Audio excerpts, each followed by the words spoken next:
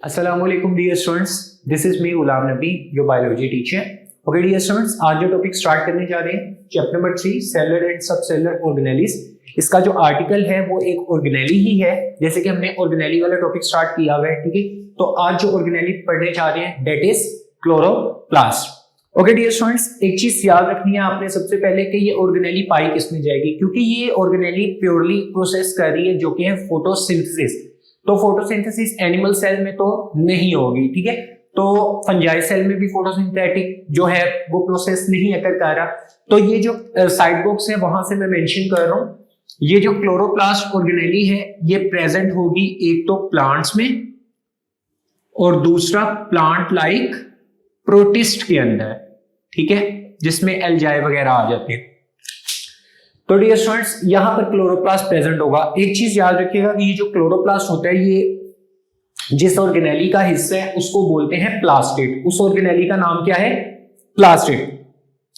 उसके 3 पार्ट्स होते हैं, क्लोरोप्लास्ट होता है, क्रोमोप्लास्ट होता है और ल्यूकोप्लास्ट होता है। मेजर टॉपिक हमारा क्लोरोप्लास्ट है, फिर वो नेक्स्ट बात करते हैं ल्यूकोप्लास्ट। ल्यूकोप्लास्ट जो उसका पार्ट होता है वो कलरलेस होता है, उसमें किसी किस्म का कलर नहीं होता, ठीक है, क्योंकि वो सन से जितनी भी आने वाली लाइट है सबको एब्जॉर्ब कर लेते हैं और कोई भी कलर नहीं देता, और वो स्टोरेज का काम करता है, लिपिड्स और कार्बोहाइड्रेट्स को स्टोर करने का काम करता है। दूसरा पार्ट है जी क्रोमोप्लास्ट, वो एब्जॉर्ब करता है जी लाइट, जैसे कि रेड टू उसने बात की होगी ब्लू, ठीक हो गया। तो आप ये कह सकते हैं, और प्लांट्स के अंदर जो क्रोमोप्लास्ट होता है वो ग्रीन के अलावा जितने भी प्लांट के अंदर अलग कलर्स हैं, ठीक हो गया, जैसे कि फ्रूट्स के ऊपर जितने भी कलर्स हैं उन सबको कलर देने का काम जो होता है वो क्रोमोप्लास्ट का होता है। उसके बाद डियर स्टूडेंट्स लास्ट में आ गया आपके पास क्लोरोप्लास्ट।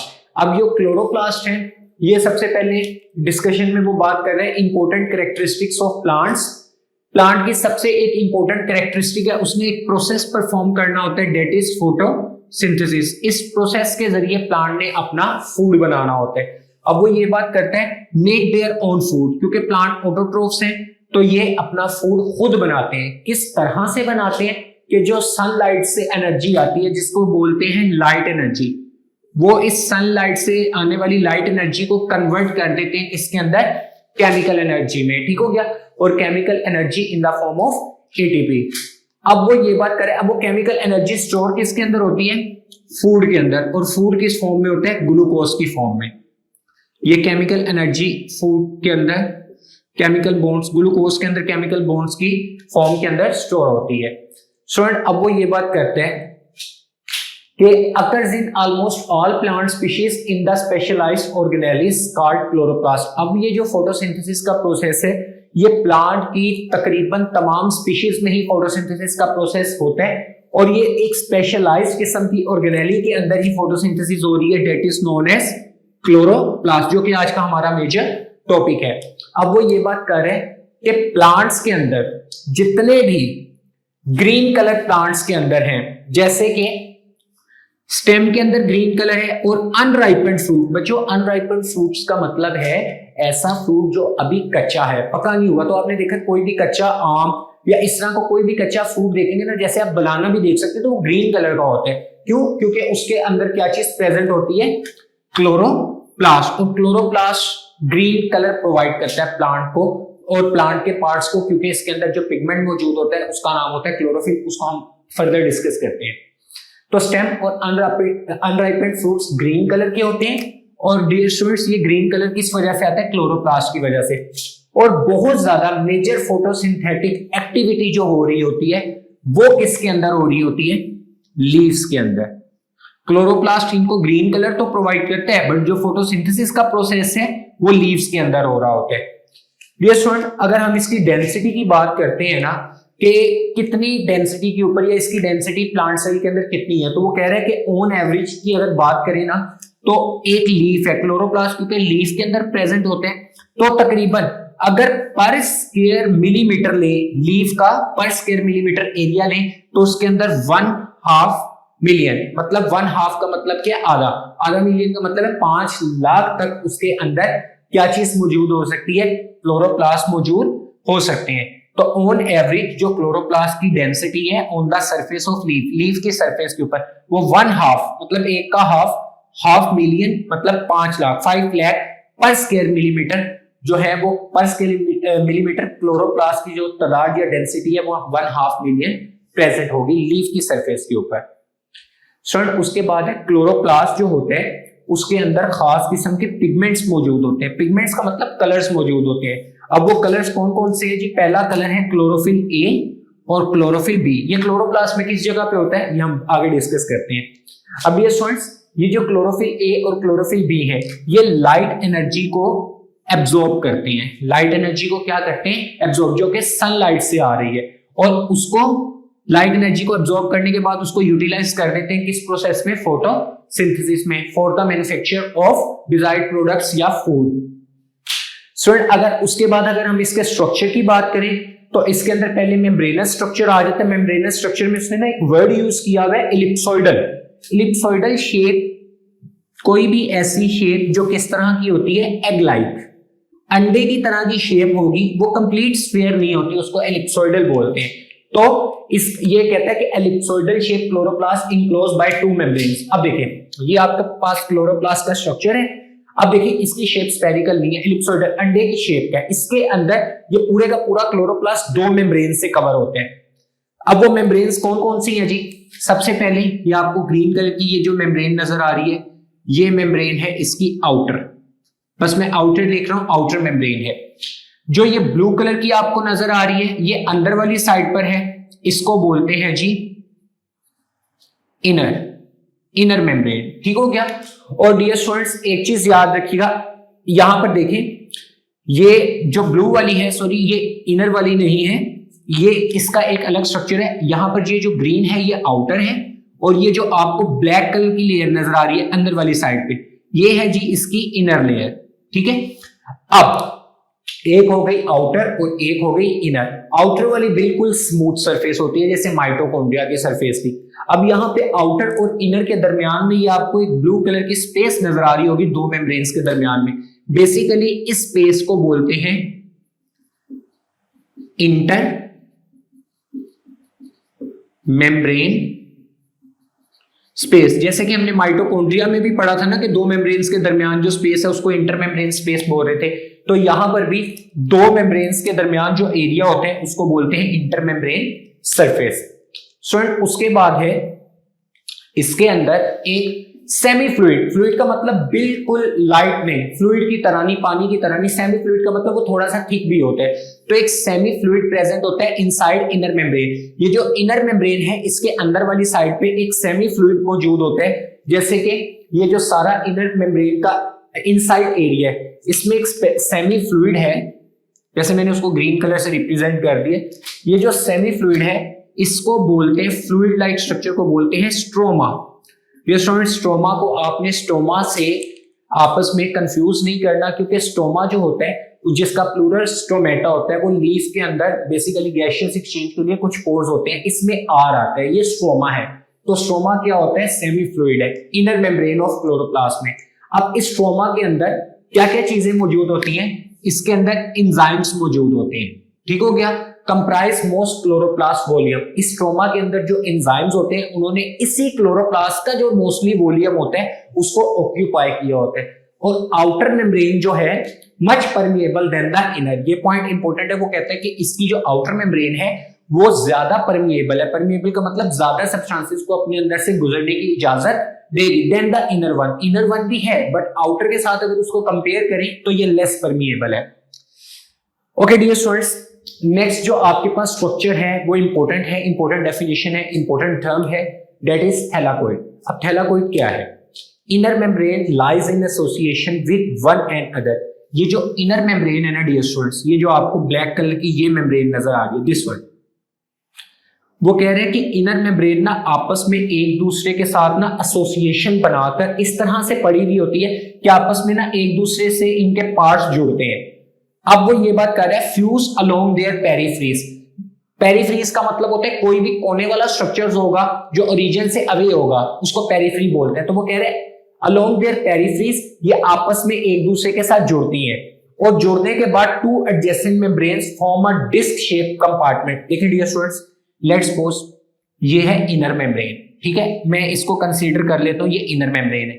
अब वो ये बात करता है कि इनर मेम्ब्रेन जो है वो आपस में एक दूसरे के साथ क्या हुई होती है, इनर मेम्ब्रेन के अंदर पेरिफ्रीज के ऊपर वो आपस में एक दूसरे के साथ फ्यूज होती है और फ्यूज होने के बाद वो एक डिस्क लाइक शेप बना देती है। उस डिस्क लाइक शेप वाले जो स्ट्रक्चर है उसको क्या बोला जाता है, ये है जी क्लोरोप्लास्ट। तो इसी तरह इनर मेम्ब्रेन में वो डिस्क लाइक स्ट्रक्चर बनता है पेरिफ्रीज की फ्यूजन के बाद, और वो पेरिफ्रीज किनकी होती है, इनर मेम्ब्रेन की। तो डियर स्टूडेंट्स, वो जो स्ट्रक्चर बनता है डिस्क लाइक उसको बोलते हैं थैलाकोइड। यहां पर अगर आप इस डायग्राम में देखें तो यहां पर ये पेरिफ्रीज के जुड़ने की वजह से ये एक स्ट्रक्चर की मैं सिर्फ बात करूं, जैसे ये एक स्ट्रक्चर है दिस वन, सिर्फ ये ब्लैक वाला दिस वन, ये जो स्ट्रक्चर है ये सिंगल, जिसको कॉइन लाइक स्ट्रक्चर भी कह सकते हैं, सिक्के की तरह की इसकी शेप होती है, तो इसको एक स्ट्रक्चर को बोलेंगे जी ये क्या है, थैलाकोइड। ओके डियर स्टूडेंट्स, यहां पर आप डायग्राम में देख सकते हैं कि एक थैलाकोइड के ऊपर बहुत ज्यादा थैलाकोइड्स आपस में एक दूसरे के ऊपर पाइल्स या स्टैक्स या गट्ठे बनाकर रह रहे हैं। तो देखें यहां पर बहुत ज्यादा थैलाकोइड्स आपस में क्या हुए हुए हैं, इकट्ठे हुए हुए हैं। तो ये जो स्टैक बनता है थैलाकोइड का, that is known as granum. इसको क्या बोलते हैं, ग्रेनम। अगर ये स्टैक एक स्टैक है जिसके अंदर बहुत ज्यादा थैलाकोइड है, उसको बोलेंगे ग्रेनम। और अगर ये एक स्टैक, ये दूसरा स्टैक, ये तीसरा और ये चौथा, तो ये ज्यादा सारे जो स्टैक्स हैं इनको इकट्ठा बोलेंगे ग्रेना। तो वो यहां पर यही बात करता है, बहुत ज्यादा थैलाकोइड्स स्टैक्स बनाते हैं, अगर वो सिंगुलर हो तो उस स्टैक को बोलेंगे ग्रेनम, और अगर ये ज्यादा सारे स्टैक्स हों तो इनको बोलेंगे grana. Okay dear students, next जो आप कह रहे हैं स्ट्रक्चर है उसका नाम है लेमिलाई। लेमिलाई बेसिकली क्या चीज है, the non green compartments connects to grana.